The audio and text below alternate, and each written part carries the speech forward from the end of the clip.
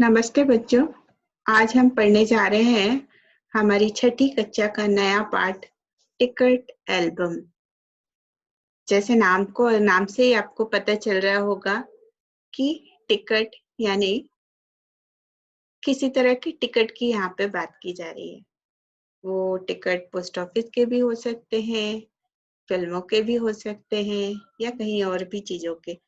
जिन जिन स्थानों पे ticket railway यात्रा के, हवाई यात्रा के, हर तरह की यात्राओं के भी हो सकते हैं, विभिन्न यात्राओं के भी। लेकिन यहाँ पर हम जिस की बात करने जा रहे हैं वो आपके पोस्टल टिकट की कहानी है। पोस्टल टिकट यानी स्टैम्प टिकट, है ना। विभिन्न तरह के, आज तो पत्र का व्यवहार काफी कम हो गया है, फिर भी बच्चों के बीच में स्टैम्प पोस्टल टिकट को जमा करने का अभी भी बहुत ही ज्यादा उत्साह बना रहता है। सारे बच्चे इसे जमा करने में खुशी महसूस करते हैं। और इसी तरह की एक कहानी है जिसमें दो बच्चों के बारे में, दो बच्चों की विभिन्न मानसिक स्थितियों में किस तरह से क्या-क्या परिवर्तन होते हैं, इस टिकट एल्बम में हम पढ़ेंगे और जानेंगे कि हमें इन परिस्थितियों में अपने आप को किस तरह से ढालना चाहिए और हमारे व्यवहार में किस तरह का परिवर्तन होना चाहिए। तो चलिए, आइए हम शुरुआत करते हैं आपकी नई कहानी के। सुंदरा स्वामी के द्वारा लिखी हुई यह कहानी है जो बच्चों के ऊपर,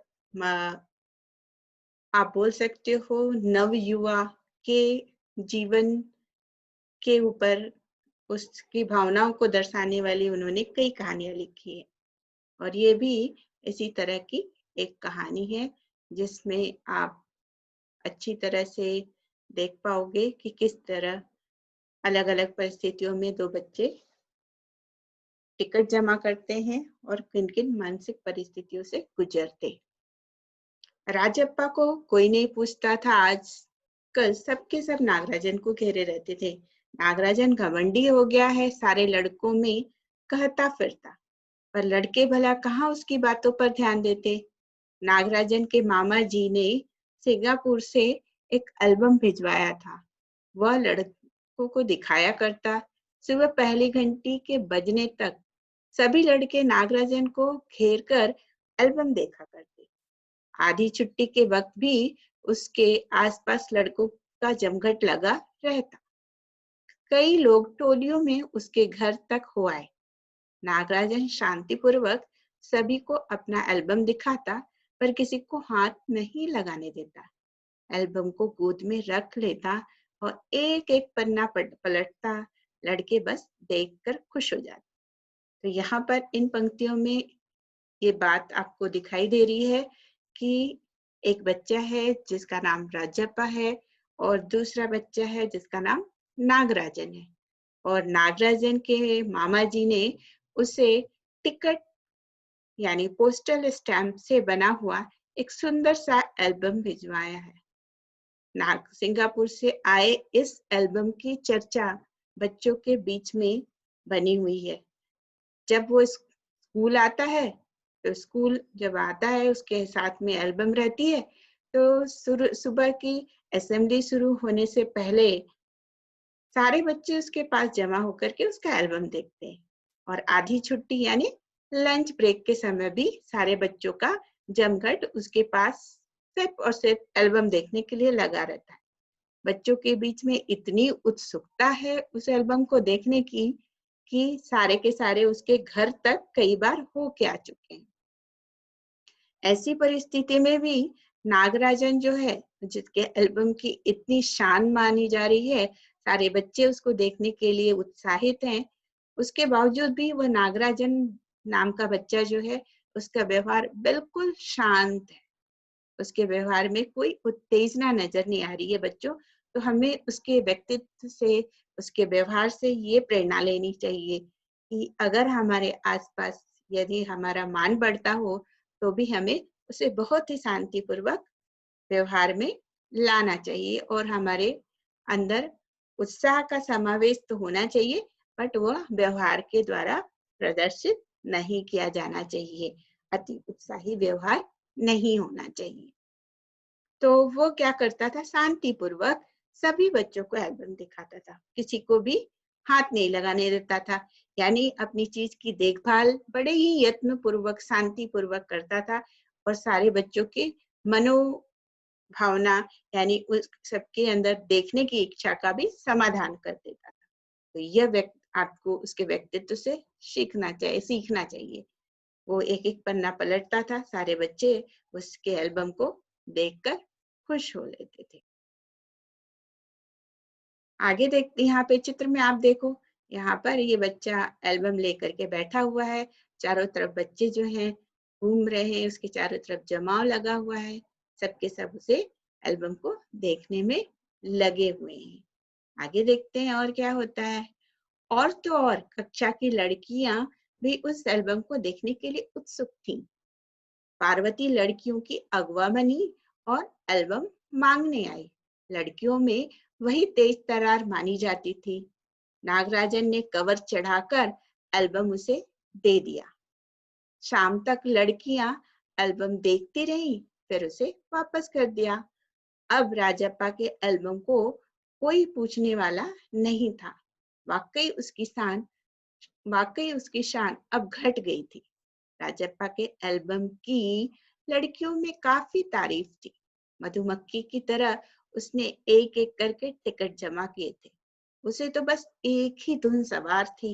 सुबह 8 बजे वह घर से निकल पड़ता, टिकट जमा करने वाले सारे लड़कों के चक्कर लगाता, 2 ऑस्ट्रेलिया के टिकटों के बदले एक फिनलैंड का टिकट लेता, 2 पाकिस्तान के बदले एक रूस का। बस शाम जैसे ही घर लौटता, बस्ता कोने में पटक कर अम्मा से चबेना लेकर निकर के पेट में भर लेता, जेब में भर लेता और खड़े खड़े कॉफी पीकर निकल जाता। 4 मील दूर अपने दोस्त के घर से कनाडा का टिकट लेने पगडंडियों से होकर भागा। बच्चों, पहले आपको मैं इस पेज में जो दिखाई दे रहे हैं कठिन शब्द, उसके अर्थ बता देती हूँ, फिर मैं आपको ये कहानी आगे कंटिन्यू करूंगी। पहला इसमें शब्द है उत्सुकता, है ना। पहला शब्द है इसमें उत्सुक। उत्सुक का अर्थ है जानने को इच्छुक। अगुआ यानी रिप्रेजेंटेटिव, है ना। और तेज तर्रार यानी स्मार्ट, है ना। तेज तर्रार यानी स्मार्ट। आगे का कौन सा, तारीफ। तारीफ का मतलब है कि उसकी उसके गुणों की चर्चा, है ना। मधुमक्खी की तरह टिकट जमा करते। ये सारे वर्ड ये जो है फिनलैंड, ऑस्ट्रेलिया, पाकिस्तान, रूस, ये सारे देशों के नाम है, विभिन्न देशों के नाम है, ठीक है। और बस्ता यानी स्कूल बैग। ये बस्ता है, इसका अर्थ है स्कूल बैग। चबेना, चबेना का मतलब है ये उस तरह के ड्राई स्नैक्स हुआ करते थे, जैसे कि भुना हुआ चना, भुना हुआ मूंगफली, सेंगदाना जिसे आप बोलते हो, है ना। और भुने हुए चूड़े, इस तरह की चीजों को चबेना बोलते हैं। और निकर यानी हाफ पैंट। निकर यानी हाफ पैंट। कॉफी यानी आपको पता है ये एक पेय पदार्थ है ना। पगडंडी, पगडंडी का मतलब है कि जिस तरह से आपको खेत पता है ना, खेत में जहाँ अनाज बोया जाता है और फसल तैयार की जाती है, उसके चारों तरफ एक बाउंड्री जैसी मिट्टी की बनी रहती है, जिसके ऊपर लोग चलते हैं, है ना। खेत के बीच में चल नहीं सकते क्योंकि जो भी फसल बोई है वो बोई गई है वो खराब हो जाएगी। तो उनकी देखभाल करने के लिए, वहां पानी छोड़ने के लिए, पानी बंद करने के लिए, ये सारी व्यवस्था करने के लिए, या उधर एक जगह से दूसरी जगह जाने के लिए इस चीज का इस्तेमाल होता है। मिट्टियों के ढेर सा थोड़ा ऊंचा उठा हुआ भाग रहता है, उसे बोलते हैं पगडंडी, है ना। तो ये हो गए इस पेज के कठिन शब्द। तो मैं अब आगे बढ़ती हूँ कि हमने कहानी में आगे क्या देखा। अभी तक हमने नागराजन के व्यक्तित्व की विशेषता को देखा और अब हम आगे देखते हैं कि आगे क्या बात हो रही। तो जिस तरह से लड़कों ने जमघट लगा करके नागराजन के एल्बम को देख लिया था, अब सारे की सारी लड़कियों के अंदर भी ये इच्छा थी कि किसी तरह से नागराजन का एल्बम देखा जाए। और इस काम को पूरा करने के लिए लड़कियों में सबसे तेज तर्रार यानी स्मार्ट मानी जाने वाली लड़की थी पार्वती। उसने सारे लड़कियों के रिप्रेजेंटेटिव बनने की बात सोची और वो रिप्रेजेंटेटिव बन के नागराजन के पास पहुंची। किस लिए? नागराजन से एल्बम मांगने, ताकि सारी लड़कियां उसके एल्बम को देख सकें। नागराजन ने भी बड़ी ही अच्छी तरह से सावधानी से उसके ऊपर एल्बम के ऊपर कवर चढ़ा दिया, क्योंकि वो किसी के हाथ में देता नहीं था, तो उसका एल्बम कहीं गंदा ना हो जाए, इसका भी ध्यान उसने रखा। तो यहाँ पर नागराजन के व्यक्तित्व की दूसरी बात आपको दिखाई दे रही है कि अपनी चीजों को अच्छी तरह से देखभाल किस तरह से करनी चाहिए, किस उसके लिए क्या क्या करनी चाहिए, ये भी आपको दिखाई दे। तो उसने बड़ी ही अच्छी तरह से उस पर कवर चढ़ाया और उसके बाद उसने वो एल्बम पार्वती को दे दिया। वो एल्बम ले जा करके लड़कियों ने उसे दिन भर देखा और शाम को जब छुट्टी होने का समय आया तो लड़कियों ने एल्बम नागराजन को वापस कर दिया। अब आगे के इस पंक्तियों में देखते हैं क्या है। इन सारी परिस्थितियों में राजप्पा के एल्बम को कोई पूछने वाला नहीं था। जहां पर पहले सारे लोग राजप्पा के एल्बम के पीछे पड़े रहते थे, आज उसके एल्बम को कोई पूछ नहीं रहा था। क्यों? क्योंकि नागराजन के पास सिंगापुर से बना हुआ एल्बम आया था। वो एल्बम विदेश से आया था, पहली एक बात थी। दूसरी बात कि वो एल्बम नागराजन ने खुद नहीं बनाया था, है ना? और तीसरी बात ये थी कि उसे हो सकता है किसी बड़े व्यक्ति ने बनाया हो, उसके कुछ खासियत हो, उसमें कुछ महंगे टिकट हो। तो एक छोटे बच्चे के काम से एक बड़े बच्चे के काम की तुलना में देखें तो स्वाभाविक रूप से के काम का आकर्षण ज्यादा आपको दिखाई देगा, वो ज्यादा सुंदर दिखाई देगा। तो आप समझ सकते हो कि जो चीज सुंदर दिखाई देती है उसी की तरफ सारे लोग भागते हैं। तो यही हो गया था राजप्पा के साथ। राजप्पा एक छोटा बच्चा था, आप लोगों की उम्र का, और उसने बड़ी मेहनत से वो एल्बम बनाया था। यहाँ पर आप उदाहरण में भी देख सकते हो, यहाँ पे पंक्तियों में मधुमक्खी की तरह उसने एक एक करके टिकट एल्बम जमा किए थे। उसे दिन रात वो धुन सवार रहती थी। इसके लिए वो सुबह 8 बजे घर से निकल जाता था छुट्टी के दिनों में। दिन रात जिन बच्चों के पास टिकट रहते थे वहां के चक्कर लगाता रहता था। अगर मान लो उसके पास किसी देश का एक से ज्यादा टिकट हो गया तो वो टिकट के बदले में एक्सचेंज करके दूसरे देश का टिकट ले लेता था। यहाँ पे उदाहरण के रूप में आप देख सकते हो, ऑस्ट्रेलिया का 2 टिकट के बदले वो एक फिनलैंड का टिकट ले लेता था, पाकिस्तान के 2 टिकट के बदले एक रूस का। इस तरह से वो दिन रात जो है सिर्फ और सिर्फ एल्बम के टिकटों के पीछे भागता रहता था। यहाँ तक कि स्कूल के दिनों में जब स्कूल चालू रहता था तो उसे स्कूल जाना पड़ता था, दिन में उसे वक्त नहीं मिलता था। तो शाम को जैसे ही वो घर पहुंचता था, अपने स्कूल के बैग को एक कोने में पटक देता था और अम्मा जो है उसकी माँ के द्वारा मिले हुए ड्राई स्नैक्स को अपने हाफ पैंट की पॉकेट में भर लेता था और खड़े खड़े कॉफी पी करके टिकट जमा करने के लिए 4-4 मील तक अपने दोस्तों के घर टिकट जमा करने के लिए पगडंडियों से भागता हुआ अलग अलग जगह दौड़ता हुआ पहुंच जाता था और टिकट लेकर के वापस आता। बच्चों, यहाँ पर एक और बात आपको ध्यान देने की लायक मुझे महसूस हो रही है, आपका ध्यान उसके ऊपर आकृष्ट करना चाहूंगी। यहाँ एक बात आप राजप्पा के व्यक्तित्व से सीख सकते हो। राजप्पा के जीवन से, राजप्पा के व्यवहार से आप एक बात यहाँ पे सीख सकते हो। क्या सीख सकते हो? कि हमें अपने जीवन में आगे बढ़ने के लिए, उन्नति करने के लिए और किसी काम को खूब अच्छी तरह से करने के लिए उस काम में धुन की तरह हमारे ऊपर उस काम की धुन अगर सवार हो जाए तो ही वो काम पूरा होता है। और वो काम के लिए कितनी मेहनत करनी पड़ती है उसका उदाहरण आप मधुमक्खी के काम से ले सकते हो। जिस तरह से मधुमक्खी